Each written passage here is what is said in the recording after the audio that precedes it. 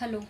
तो आज कुछ लॉ एस्पिरेंट्स के लिए, जुडिशरी एस्पिरेंट्स के लिए बहुत सैडनिंग डे है, क्योंकि सुप्रीम कोर्ट की जजमेंट आ गई है कि अब जुडिशरी एग्ज़ाम्स देने के लिए 3 इयर्स की प्रैक्टिस मैंडेटरी है। काफ़ी सारे बच्चे इस वक्त उदास हैं, हम भी उदास हैं, चाहे हमारी प्रैक्टिस ज़्यादा की है, पर उदास तो सभी हैं क्योंकि ऐसा लग रहा है कि उनके साथ नाइंसाफ़ी हुई है। पर मुझे लगता है कि हमें अब एक पॉजिटिव एटीट्यूड अपनाना होगा, यही नीड ऑफ द आवर है, क्योंकि और कोई ऑप्शन नहीं है।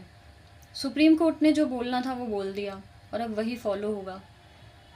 अब देखना है कि हमें आगे क्या करना है।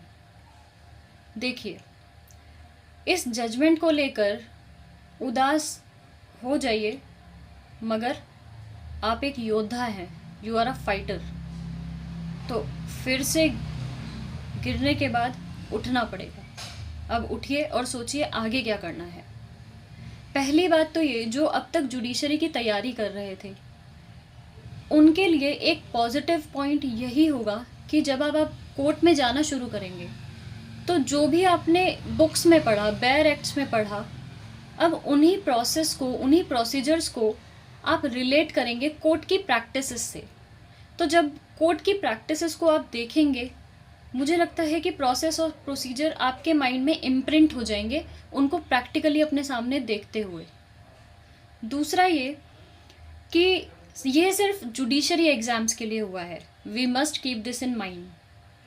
एपीओ एग्ज़ाम्स हैं, एपीपी एग्ज़ाम्स हैं, एडीए के एग्ज़ाम्स हैं, पीएसयू एग्ज़ाम्स हैं और नवरत्ना एग्ज़ाम्स होते हैं, बहुत सारे लीगल ऑफिसर के एग्ज़ाम होते हैं, सेबी के एग्ज़ाम्स होते हैं। अभी हमारे पास बहुत अपॉर्चुनिटी है।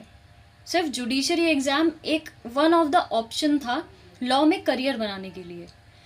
तो मुझे लगता है कि आपको जुडिशरी की तैयारी करते रहना है 3 साल तक, अपनी प्रैक्टिस के साथ साथ। प्लस ये जो एग्ज़ाम्स हैं जिसके अंदर एलिजिबिलिटी क्राइटेरिया सिर्फ 3 इयर्स की लॉ है या 5 इयर्स की लॉ है, प्लस कुछ एग्ज़ाम्स ऐसे होते हैं जिसमें फर्स्ट डिवीज़न में पास की होनी चाहिए लॉ। तो आप लोग फोकस करिए कि जो अभी अंडर ग्रेजुएट्स हैं वो 60% या उससे अबव लाएं अपनी फाइनल मार्कशीट में। तो ऐसे एग्ज़ाम्स देते रहिए 3 साल तक with practice, with judiciary preparations. उनको दे देकर जब आपको एग्ज़ाम हॉल की आदत पड़ जाएगी तो हो सकता है कि जब आप जुडिशरी एग्ज़ाम में बैठें तो आपको जो एक फ़ियर होता है माइंड से वो पूरी तरह हट ही जाए। जब वो फ़ियर हट जाएगा तो जुडिशरी एग्ज़ाम्स एक स्मूथ वे में यूं निकल जाएंगे। तो उदास मत होइए, अभी उदास होने का कोई फ़ायदा नहीं है। मतलब ठीक है, उदास होने वाला रीज़न है and I have understanding with this. बहुत सारे जूनियर्स के लिए बुरी चीज़ है, बट अभी आगे क्या करना है? कितना उदास होगी? 1 दिन, 2 दिन, 1 महीना? पर आगे तो बढ़ना पड़ेगा ना बच्चे। लाइफ किसी के लिए रुकेगी नहीं, समय किसी का वेट नहीं करेगा, लोग आगे बढ़ जाएंगे। और जो स्मार्ट स्टूडेंट है ना, वो अभी यही स्ट्रैटेजी फॉलो करेगा। स्मार्ट वही है जो मौके का फ़ायदा उठाए एग्ज़ाम्स निकालने के लिए। जब सारी भीड़ उदासी में खोई हुई है, स्मार्ट स्टूडेंट समय का यूटिलाइजेशन करेगा। तो आप जाइए, किसी सीनियर से बात करिए, सीनियर से पूछिए, उनके यहाँ प्रैक्टिस शुरू करिए, अपने वकालतनामाज लगवाइए, ऑर्डर शीट में नेम ऐड करवाइए।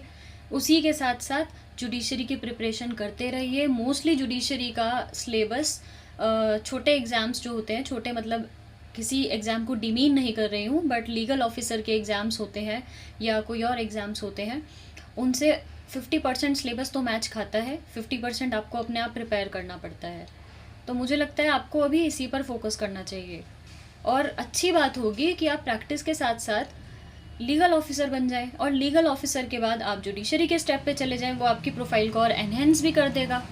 ठीक है, तो पॉजिटिव रहेंगे, उदास नहीं होंगे, हम हारेंगे नहीं, हम डाउन नहीं फील करेंगे, हम फाइटर हैं, वी आर ब्रेव।